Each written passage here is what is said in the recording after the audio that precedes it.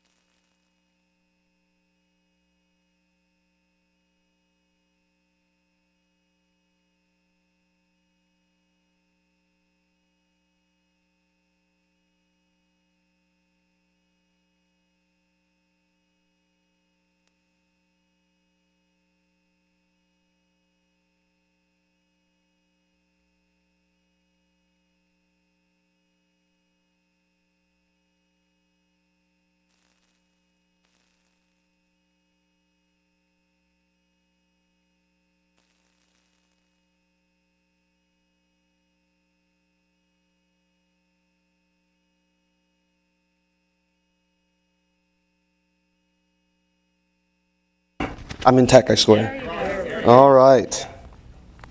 Can you hear me now? All right.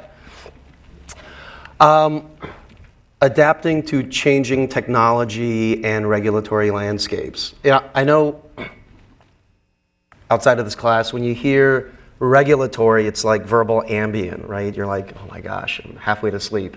But I figured, I could use this as an opportunity to talk about my second startup, which was in digital health. And there's a lot of regulations in healthcare. And, we didn't let that scare us. We knew that we wanted to innovate, but we had to do it, one, without being fined or being sued, out of business. And it turns out that most industries are regulated in some form or fashion, right? So we have online gambling.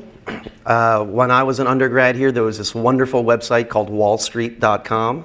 Had nothing to do with Wall Street. It was a place where you could bet on sporting events.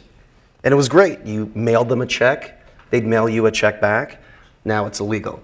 Online websites that are adult content in nature are protected as free speech, right? It's a little odd because there's probably not a lot of talking in those types of movies. And online credit card payments, right? When I was growing up, you couldn't buy anything online with a credit card. You actually mailed in a check. And now we have this thing called PCI compliance that you guys all know about. It's a standardized way of storing consumer credit card information, right? So all industries end up either being regulated out of business or being regulated in some fashion. And it's always best, you guys are lucky because you guys can take classes like this with really wonderful professors that can kind of prepare you if you guys want to be innovators and start your own business one day, or you want to work for the next Uber or Facebook early on, and you guys are devising new products, services. Segway's a good example, right? The team at Segway knew that there was going to be some form of regulation. They knew it. They knew it was coming. And the big thing they were focused on, one of them, was, is it legal to ride your Segway on a sidewalk? Right? And so they knew that some type of regulation was coming. What they didn't know is that you would look like a total douchebag riding one. I actually think I've seen that guy in San Francisco before. Right? In healthcare, we have something called HIPAA. Right? And it's a federal compliance mandate that affects doctors, hospitals, clinics, and even you guys as innovators of software, hardware, what have you. A lot of you have probably heard of HIPAA. Does anyone know what the P in HIPAA stands for? Protection. Not quite. $20. Whoever knows. Portability. Yes, portability. Come down and get your 20 bucks afterwards. I'm serious. Most people say privacy, and you'd be amazed at how many talks I give at digital health conferences where half the room thinks it's privacy, right? So HIPAA is actually an acronym for health insurance portability and accountability. It's administered as a civil right by an office called Health and Human Services, and it's $10,000 per violation of HIPAA, which, you know, in the grand scheme of things doesn't sound like a lot of money, but it's per violation. So you have 1,000 patients and there's some HIPAA breach, right? It's $1 million fine. And HIPAA is meant to protect patients, and it's a good piece of regulation. But like a lot of regulation, it doesn't always have the intended effect, right? It's meant to protect us as patients, but often it ends up just protecting the status quo, right? It's often used to prevent portability of patient records, and it's sometimes used to absolve a person or an organization of accountability, which is weird because that's one of the A's, right? And it creates a culture of risk aversion in a lot of big companies and organizations, right? If you're the director or a manager and you're in IT or you're in some level of authority or decision-making power and you could get $1 million fine, what's your risk tolerance to adopt a new startup's technology, even though it might be a game changer, right? And an example of this is hospitals having pictures of patients in your chart. You're like, well, that's kind of a no-brainer. Because it turns out a hospital in the East Coast did that in their pediatrics department. You uploaded a photo of the kid. And it turns out it's reduced fatal errors by almost 3%, which doesn't sound like a lot until it's your kid, right? The culture of risk aversion under HIPAA can be significant, right? Again, it's a good law, and there are plenty of amazing, innovative people in healthcare, right? But it's just something that is a reality of HIPAA regulation. All right. How many of you guys have ever been to the doctor? Okay. With young people, you never know. Turns out males are horrible about our own healthcare. We really don't go to the doctor until we're bleeding. How many people have ever had your doctor show you your chart? They're writing in the manila envelope. They're How many of you that don't have the power to sue your doctor have ever been shown your chart? No one? How many of you guys have been able to email your doctor? You ever email your doctor? Okay. Does Rittenhour have your personal medical records here? It's like, for example, you grew up in Erie, you have your own personal doctor. When you go to Rittenhour, does the staff at Rittenhour have access to your medical records in Erie?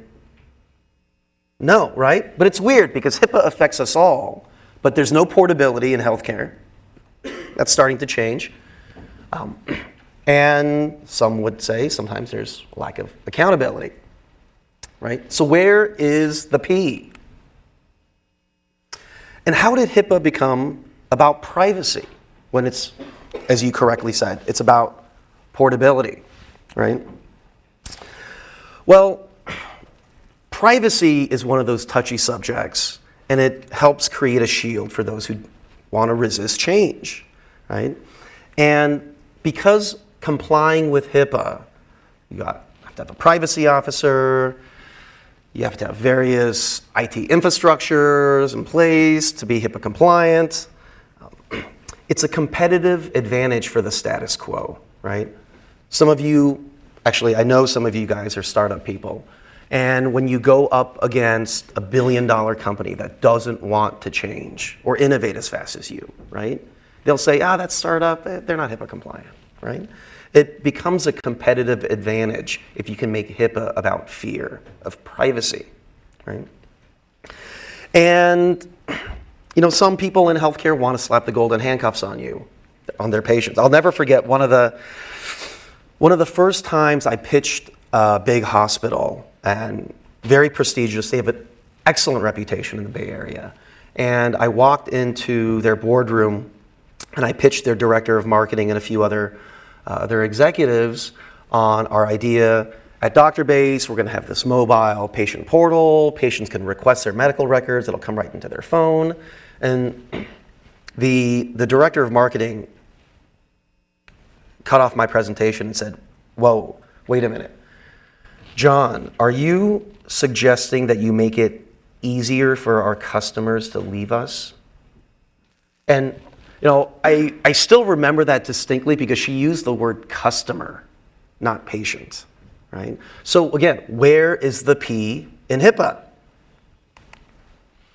And then I did this Google image search for HIPAA. And while HIPAA affects us all, federal regulation, people get fined millions of dollars, for some reason the federal government can't come up with a logo. So everyone makes up their own.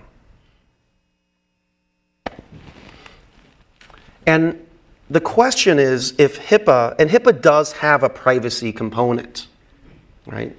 A lot of focus is, I think, overly on the privacy component. But even if the P in HIPAA was for privacy, do we care? Do we care about our medical information being public if it doesn't involve our reproductive organs, right? So if you and your significant other can't have children, probably don't want that out there. STD, don't want that out there, right? But it turns out there's plenty of things that people will share about their private medical records. So at my startup, which is actually no longer a startup because we were just acquired about 6 weeks ago, patients have the ability to use one of our features called Ask DoctorBase. It's really fucking amazing, and I'll show you that at the end. But it's being recorded. I gotta remember, don't drop the F-bomb. It's amazing what people share on Ask DoctorBase, right? You would think a lot of people would not want their rhinoplasty or nose job online for the world to see, but actually we see thousands of these pictures each month. And these are the PG pictures, right? Breast augmentation, all sorts of stuff. People just post up there, and they want people to comment on it. It's amazing what private medical information patients are willing to post if it doesn't have to do with your reproductive organs. By the way, I forgot how big the screen was, so when I posted this disgusting picture of a skin condition, and I didn't realize it would be right before lunch, so I apologize. I wanted to give you an example. So I have a friend back home in San Francisco, and he has a startup called iTriage. You take a picture of your skin condition, goes to a dermatologist, they come back, they tell you what it is. Great idea. And he just wasn't getting that kind of like TechCrunch-like buzz that he wanted. So he had a more narrow focus, and he called it STD triage. It's for STDs, right? And he got what he wanted for a day or two. It made the tech press. And he got tons of comments, tons of views. People made comments like, great, now I can send a Rick pic to my doctor, except it wasn't the word Rick, right? And it turns out it actually wasn't a good long-term strategy because people don't want to share, like, or review an STD app that they just used, right? Because it has to do with your reproductive organs. Okay, so some of the challenges that we at DoctorBase wanted to solve was you can't email your doctor, right? I don't know how many of you guys know this. Maybe you do. It's reportability. Your doctor can't use Gmail to email you. And if we think about it, it makes sense, right? We write an email to our doctor using Gmail, and we have some STD word. Doctor replies using Gmail, same STD word. Guess what kind of ads are going to follow me around the internet? It makes sense we can't use Gmail, right? And it's a good thing about HIPAA. But you can fax an X-ray image. You ever see a doctor's office where like an X-ray comes by fax, right? It's so terrible. Like an X-ray or MRI coming through a fax machine, it could be about your ACL, reconstructive surgery, right? But it looks so grainy and bad, it could, a doctor can look at it and be like, congratulations, Mr. Kim, it's a boy. And you can send snail mail really, with anything, right? Because it's a federal crime to open someone else's mail. So of course that's secure, right? We know that. So you can send a patient a bill saying you got treated for STDs, this is who you saw on what date, and this is how much you owe. But you can't send that as email because that's not secure. Right? So these were some of the challenges we faced as a small 2, then 5, then 10, then 20 person startup. And what we realized was it's not that HIPAA is bad, it just puts an extra layer of activation energy on patients. So if we can't use Gmail to talk to each other and we have to use some form of secure messaging, then, well, we have to create technology and user experiences. We have to design systems that overcome the fact that we're lazy, right? We don't want to log in and register for a secure portal to send our doctor a message. Our doctors don't have time to log in and send you a timely reply, right? And it turns out when we looked at about 4 years of data, it's clear what patients want. They want to be able to text their doctor, and they'll risk the privacy breach, right? They want convenience over privacy. And so, and I'll show you this in just a minute. In fact, I can show you this here. This was one of our first products. It's completely responsive, so it looks beautiful on an iPhone or Android device. And it is a doctor's personal microsite or page, right? It's secure, it's mobile, but if you'll notice, we use the word instant message. It's not really an instant message, right? Because you're going to send it securely, which means at some point, you're going to need to register, right? The problem with traditional doctor portals is that people didn't use it. Patients didn't use it because they're lazy. Doctors didn't use it because they don't have time, right? And so as much as it was a technology issue, it also became a systems design and user experience design issue, right? So here you can see a patient types in the message first, and then we bring you to the registration page. You can upload a picture, and we even measure the average response time of this doctor to encourage you to go ahead and type your message. Before DoctorBase, every patient portal that had ever existed made you register first. Then choose your doctor. Then click compose message. Then send the message. Then maybe upload a picture or file. And it certainly didn't work on a phone. So by reversing the funnel, we actually get patients to send their doctor a message. Because by the time they've typed the message, uploaded a file, taken a picture, and then we ask you to register via Facebook or Twitter, what have you. The patient is vested already, right? They're going to go through that kind of last mile registration step. It sounds like such a simple idea, right? But a lot of powerful ideas, the ideas that some of you will create, are really simple in nature, right? I think Weebly, those guys are coming tomorrow, incredible success story. What a simple concept. Drag and drop, build your own website, right? We let patients review your doctor, and just kind of all the normal things that you would expect of an online business. But to bring it into healthcare, right? A lot of people are fearful that there's going to be regulations, there's going to be penalties, fines, and one of the things that I would encourage you guys, maybe the only takeaway that I'd want this class to have, is that highly regulated environments often are in need of the most change. They need you guys and gals the most, right? This is a 1-year growth snapshot of our users and accounts. I think that says January 2011. When we started, people told us, you're not going to make it. You're not going to make it. HIPAA, fines, regulation, healthcare oligopoly, you're not going to make it. And, the truth is, I always cringe when people say I'm successful because I don't think entrepreneurs actually ever feel like they're successful. But, when we started, people told me, because your last startup was moderately successful, we had a small IPO. Doesn't mean you're going to be successful in healthcare. But if I can do it, and we didn't have IST when I was graduating, moved out to the Bay Area cold, right? Knowing nobody, nothing, no connections, no support network. If I can do it, you guys can definitely do it.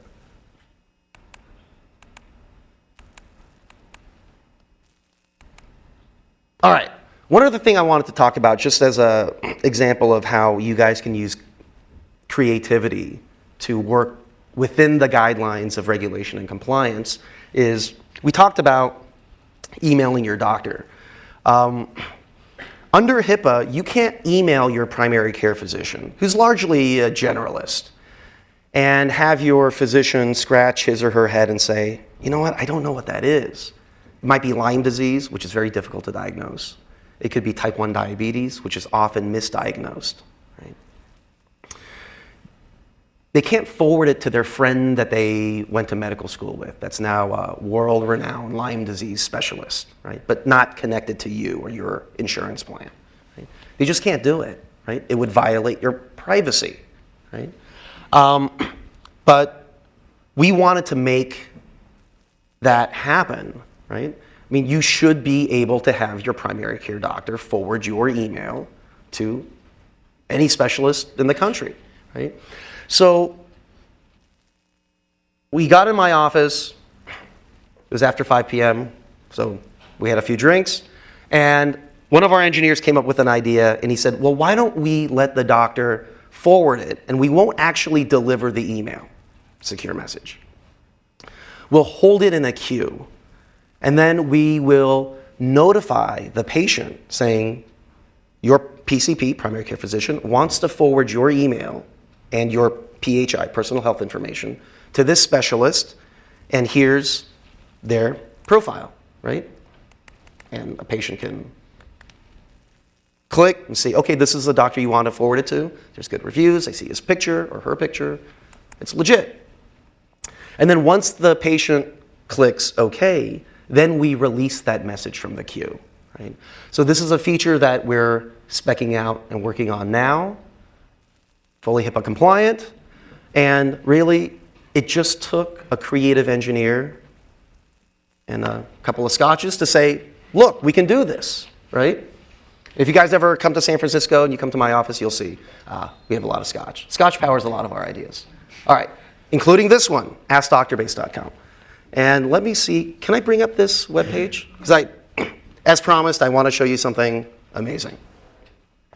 So, in said office, over said drinks, one of my other engineers said, hey, I have an idea. We've gotten really good at building a digital communication system with one doctor and on average about 2,000 of their surrounding patients. So we have all of these hub and spokes out there. But why don't we connect them all and let any one of our patients, any one of our 7 million patients, message or ask a question anonymously to any one of our 18,000 doctors, right? Completely anonymous, and doctors will answer for free. I said, well, that's stupid, because doctors, and rightly so, consistently bring up the fact that they don't get compensated enough for their time, which is largely true, right? These days, doctors are underpaid, and I know that's a controversial statement, but I think they are. But it turns out it's the most successful thing we've ever done. today, and let me show you an example of this. And you can try it out now. If you go to AskDoctorBase.com, you ask a question. The first doctor will respond for free within about 30 minutes or less. 30 minutes or less. Before you can even go to the emergency room, a doctor has answered your question. And it turns out tons of doctors answer, right? Tons of doctors answer. And then it turns out you and your engineering friends can think of ways to gamify doctor answers, right? So in this particular answer, 18 other doctors upvoted this answer to make it the featured answer, right? It's an incredibly valuable service. I'm tooting our own horn here, it's game-changing, right? People can't get fast enough access to their doctor, much less a specialist. And here, for free, you can post a question anonymously, and in minutes, people are answering. And, not to brag, but a lot of these answers on Ask DoctorBase are more words than my doctor tells me when I go to pay him in a face-to-face meeting, right? It turns out that there were a lot of significant issues, legal, compliance issues, to think through.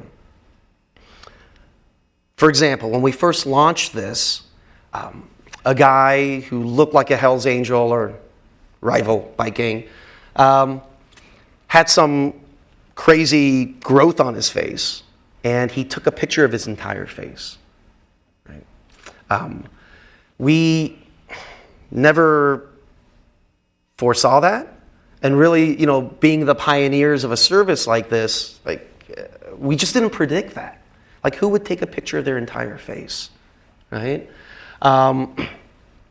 So as innovators, you have to try and prepare for the unforeseen, right? And it's impossible to do, but it's okay. It means you're doing something useful.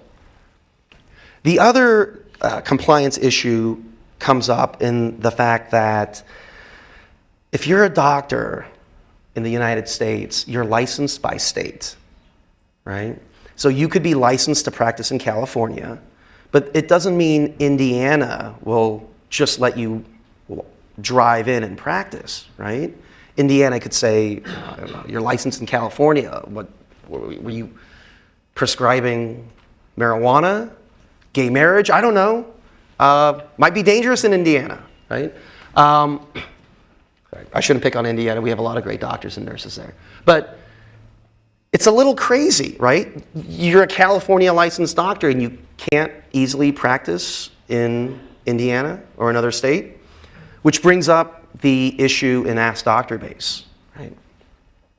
Can a doctor in Indiana answer a question from a patient in California?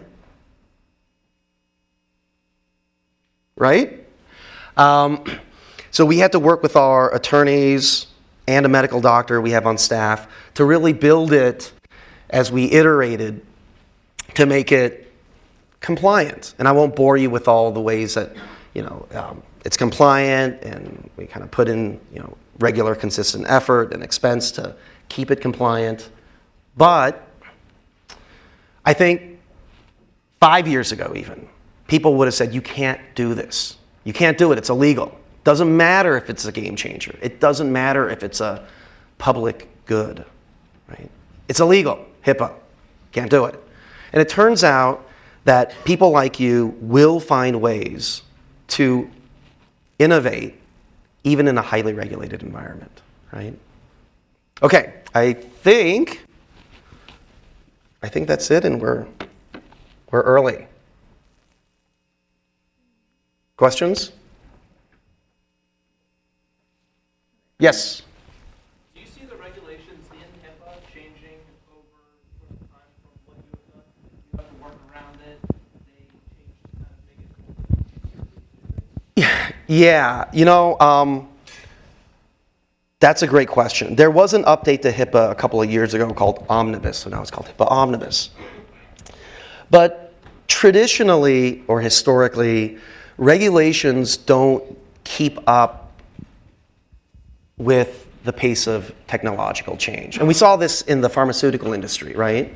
Like, why is it that 2/3 of a pharmaceutical commercial tells you that taking this allergy medication can cause you to keel over and die unexpectedly, right? Taking this medication may have you have a sudden fit of death, right? If you look at a banner ad for a drug, it's this new format where you can scroll through thousands of words of legal disclaimer, right? There's a division called DDMAC, because the government loves acronyms for their departments. And DDMAC regulates advertising in the drug industry. And when Twitter came along, tons of companies got fined because their marketing departments adopted this new technology and were talking about their drugs. And the head of DDMAC at the time, very intelligent, very passionate woman, it was new to her, right? Because it was of a different generation.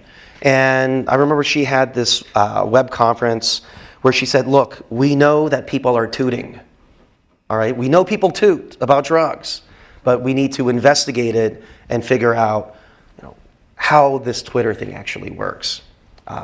Very powerful woman. No one told her that tooting actually means something else, right? So yes, there will be updated regulation, but regulation never seems to keep up with the pace of how quickly you guys innovate. Yes? Do you see yourself expanding your service internationally? Great question. Great question. And it really touches again on compliance and regulation. You could be a doctor and go to the best medical school in France. It doesn't mean you can practice here, right? One of the things that we're always fascinated by, but really we're not sure if we can do, is service patients in Africa, right? Or some other underserved part of the world. Like we know in certain parts of Africa, high infant mortality rates because they don't even have enough midwives, much less doctors that can actually help deliver babies, right? There's just so many regulations that a country could have, that our country has, that while that would be amazing, we know that doctors go on like medical missions all the time. What if doctors could just donate their time, like an hour a month from the comfort of their living rooms, right? That would be amazing, right? That would, again, be one of those innovations that quite literally changes the world and saves lives.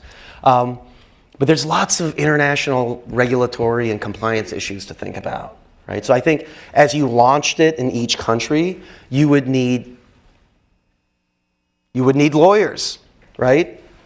Street on the feet in that country to help you kind of launch and deploy the service there. Great question. Wow, you guys were easy. I just want to say, many, many years ago, I graduated from Penn State, went to the Bay Area to pursue my startup dreams like a lot of you guys will. I didn't have this building, this department, this college, and I think you guys are so blessed to have some of these great professors, this faculty, this infrastructure, and it just makes me so proud to be a Nittany Lion, to be here. Thank you guys so much.